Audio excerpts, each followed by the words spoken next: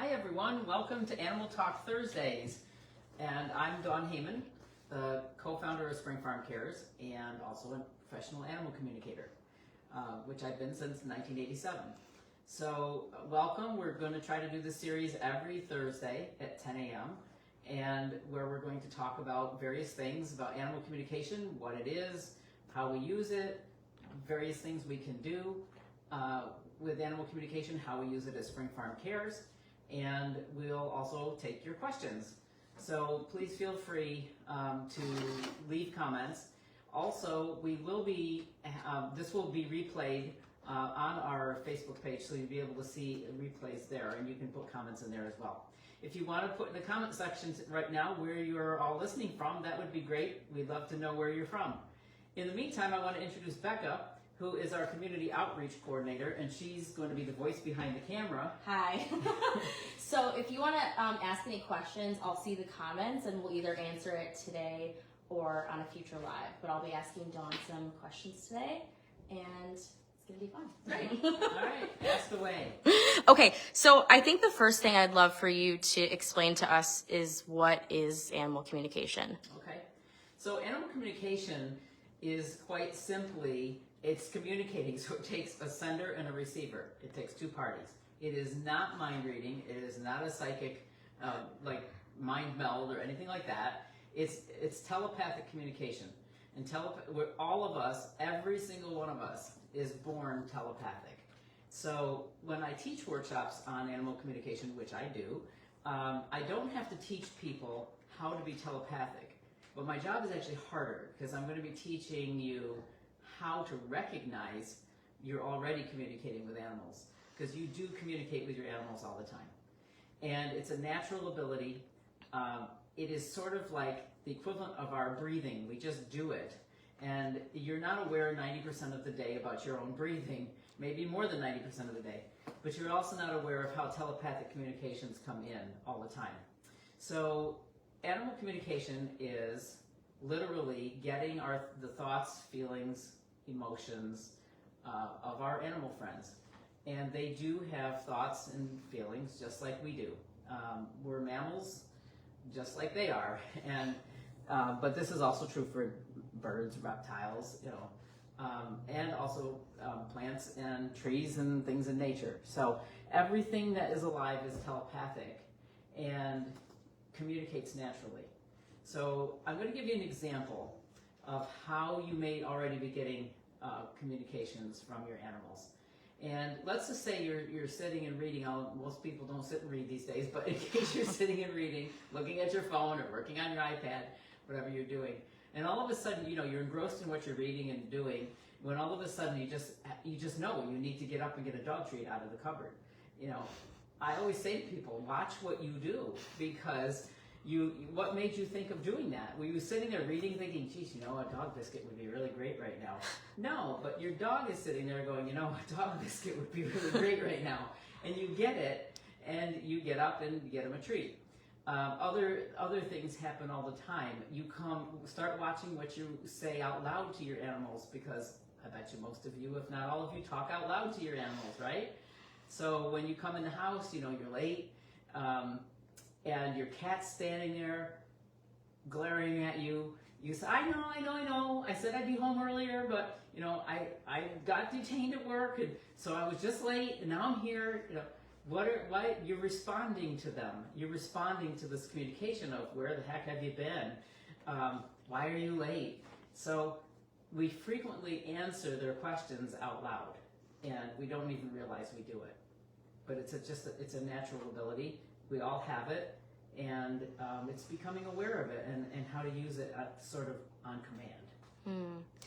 Can you tell us a little bit from what you remember of the first time you experienced this and you were conscious of it? So I like to tell a story about the first animal here at Spring Farm that I had. Actually, it wasn't the first one, but the one that made me go into this professionally, because I came to animal communication incredibly skeptical. I was in my early 20s. I wasn't open to anything that had any kind of, which I thought was woo-woo kind of stuff.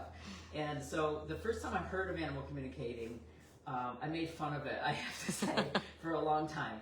And then it was the co-founder of Spring Farm, Bonnie Reynolds, when we were working with horses together, who said to me one day, you have this natural gift with the animals. They respond to you so differently. And she said, I think you actually communicate with them. And I was freaked out. I was like, no, I don't. But I was constantly getting messages from them. So the one that tipped the scales for me was one I couldn't ignore anymore. So because I could just write it off before and say, it's just my imagination. And we'll talk more about that because that's a real important aspect of this. So, but we had a mare here named Four Bales, and she was a thoroughbred mare. And she was, they had tried to breed her. She was like 26, I can't remember how old she was. She was 23, 24 years old, which is, pretty old to breed a horse. And they had tried to breed her, and it didn't take. She didn't get pregnant, so they were retiring her. And we ended up getting her here in our sanctuary, and she came. The name that she was called by, she was a racehorse in her career, but the name that she was called by was Sudsy. So one morning I come in and I'm feeding her and I say, good morning, Sudsy, and I'm petting her and stuff. And she says to me, it was really clear. She said, I really hate being called Sudsy. It's demeaning, So she wanted to be called Four Bales. So, but that's kind of a hard name. It's not, whatever. But she wanted to be called Four Bales. So I said, okay, and I just blew it off. And then she started giving me these messages. I'd be up doing more. She was up in a shed, and I was up there taking care of things, mucking the stall and everything. And all of a sudden she says to me, I'm pregnant and you're not feeding me enough. So I blew that off as well. And then I made the fateful error of telling Bonnie, and I came back down to the office later in the morning, and I said, I got this message that Sudsy doesn't want to be called Sudsy, and she wants to be called Four Bales, and oh, by the way, she says she's pregnant. So this horse continued daily with this for over a week. She kept insisting she was pregnant, and we knew she wasn't. She had been ultrasounded, she wasn't pregnant. So Bonnie said to me, you're the social worker, because that's where my professional education is, in social work. She said, you go up, she has a false pregnancy, just go up and let her know she's not pregnant, she just thinks she is. So I tried that, and she just said, no, I know what she's had 11 foals in her career, so she said, I know when I'm pregnant, I'm pregnant. So anyway, much to my absolute horror, when our veterinarian, who I highly respected, he was just this amazing gentleman who came in, and he was here on a vet call for something else, and Bonnie starts telling him this story, and that she thought that I could get communications from the animals, and but here was this mare telling us she's pregnant when we know she's not. And at the end of his session here, he turned to Bonnie and he said, so, this will be no charge, but I'd love to go look at that mare, and let's do an ultrasound. So we did, and he turned around and looked at me, and I'll always remember this gleam in his eye, and he said, you have a nice pregnancy here. And he said, it just didn't get caught on the first ultrasound. He said, I've seen this happen before on these older mares. So I had scientific proof all of a sudden that this message that she gave me was real. And it freaked me out, to be honest. And then I started getting used to the idea and exploring more. And it was a life-changing moment. Wow. So Four Bales and I had a really strong relationship. She ended up losing that pregnancy, but she did need to get fed more, and she was right. Mm-hmm. But we never called her Sudsy again after that. Can I ask you, when you say that you receive a message, do you hear it almost like we hear thoughts in our own head? How do you experience it? So that's an excellent question, and everybody receives telepathically differently. There's no two people that receive the same. There are some basic categories. So for me, I feel their emotions. I sense their thoughts that I put my own words into. So I kind of get it and put my own words to it. But their character, their personality comes through as well. So I'd like to say out there to the audience, how many of you talk in like baby voices to your animals, or you'll say, well, Charlie just said, and you have their voices, like you use voices, and that's because you are picking up their character, their personality, and you're translating that to, if this was a voice, this is what it would sound like. I don't hear voices, but I get thoughts, impressions feelings that I then translate into words. So that's how I work. Some people get very visual images. I tend to not get visual images, at least not very often, once in a while. But everybody's different. And so that's part of the understanding, is learning how you receive telepathically is half the battle, is into figuring this out. But you get these things all the time. So what's the thing with animal communication is, people think they're going to hear a different voice. So they think, oh, I can't get this because I don't hear anything. I don't hear a different voice in my head. I hear my own voice. And so all of you out there listening, just start realizing you chatter to yourself all day. I mean, and we don't tend to listen to it. But if you catch yourself, start listening to what you're thinking, or what that voice, your inner voice, is telling you. Because a lot of messages come through that way, and we just blow them off. We don't look at them. We ignore it. Mm-hmm. So after you had that first initial experience with it, can you tell us a little bit about then how you got into doing it, animal communication, professionally? Sure. The first cat I ever talked to professionally, this became the first professional consultation I ever did, was a cat named Kitty. And Kitty lived in New York City. And it was a friend of my sister's, who my sister was telling me, I have this friend who has this cat that is doing this bizarre behavior, but the veterinarians can't figure it out. Nobody can figure it out. And the bizarre behavior was that the cat would go in the kitchen and slam its head against the cupboard. It would just stand there slamming its head against the cupboard door. And she'd have to physically remove the cat, or they just were afraid he's going to get a concussion. He wouldn't stop. So the question my sister asked me, could you talk to her and find out what's going on? And Kitty was actually a he, but I talked to the human. So I said, well, I know I'd have to be talking to his person. And so his person gave me a call, and I was able to get a connection with Kitty. So yes, you can do this long distance. Telepathy doesn't know time or space.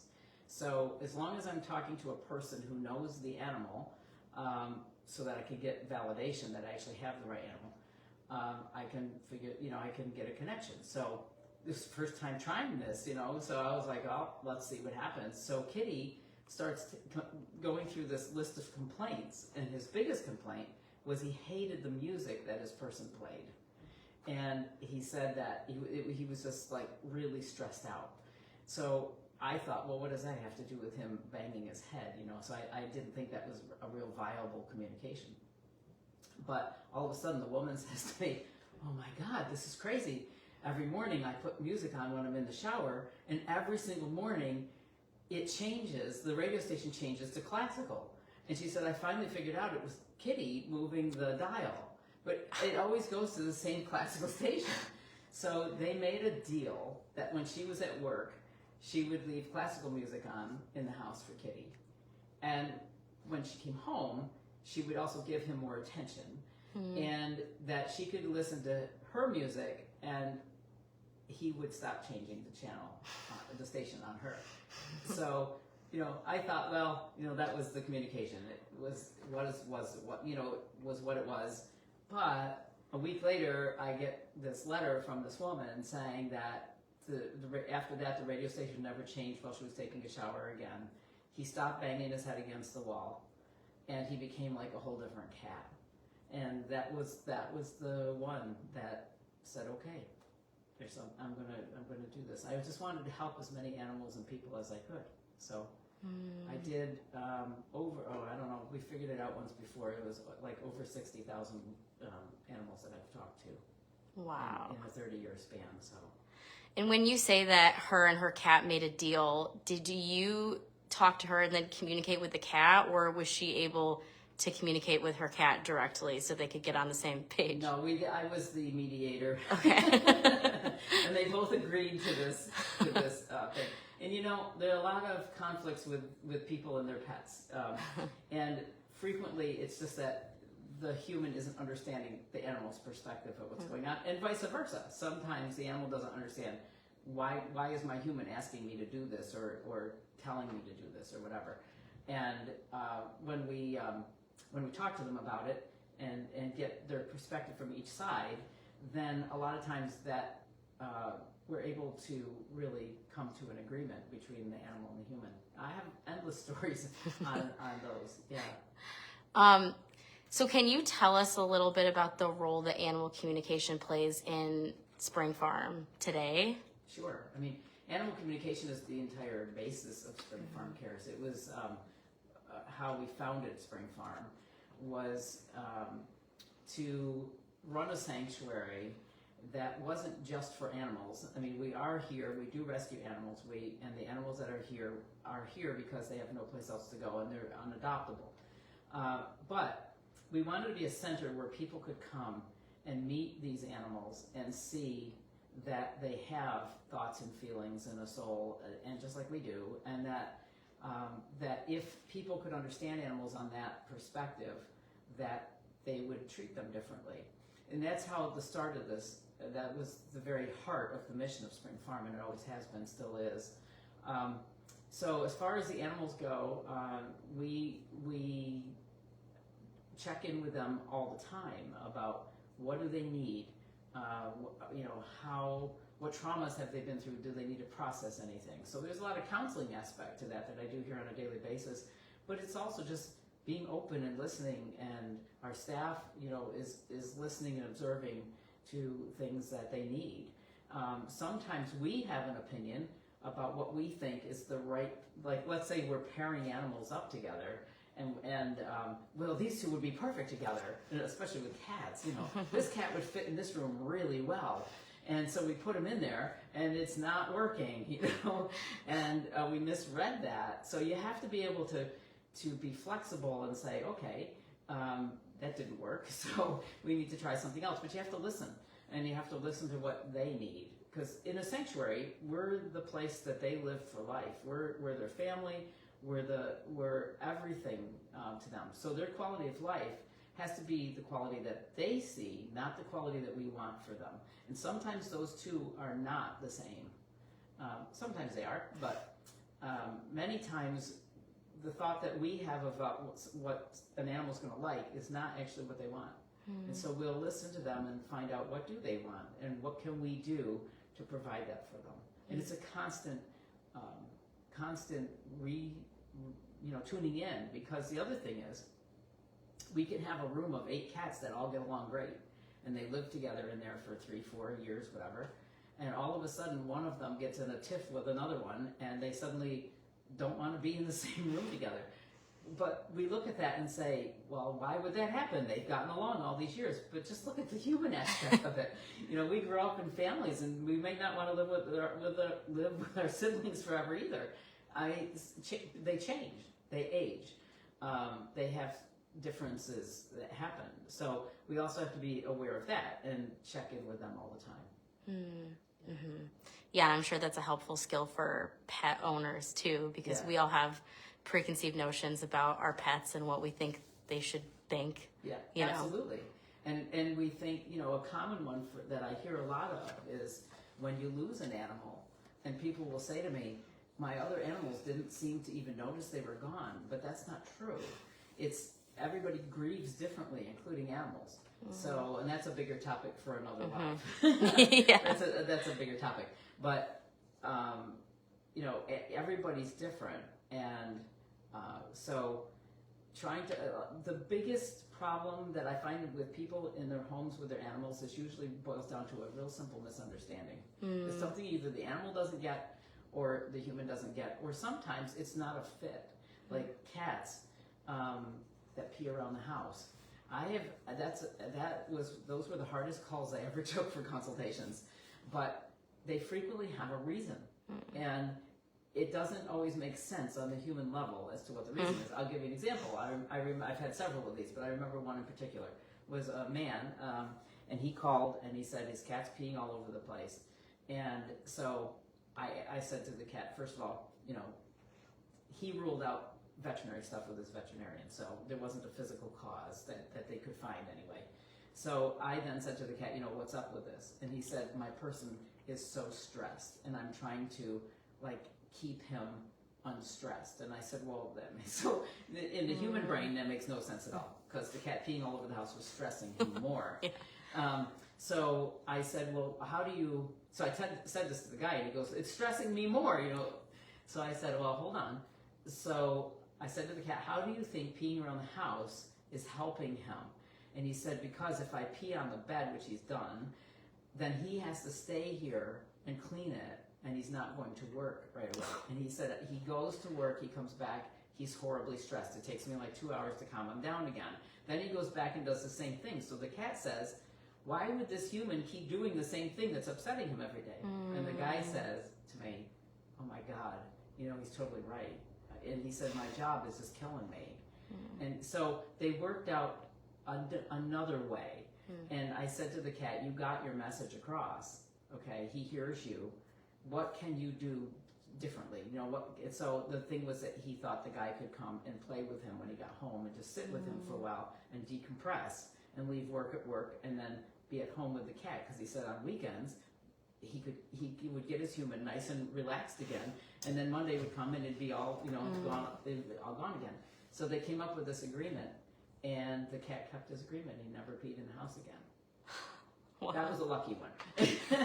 But that cat was very specific that this is why he was doing that. And it doesn't quite make sense to our human brains, but there is some logic to that, actually. From the cat's perspective. Yeah. From the human perspective, no. Not so much.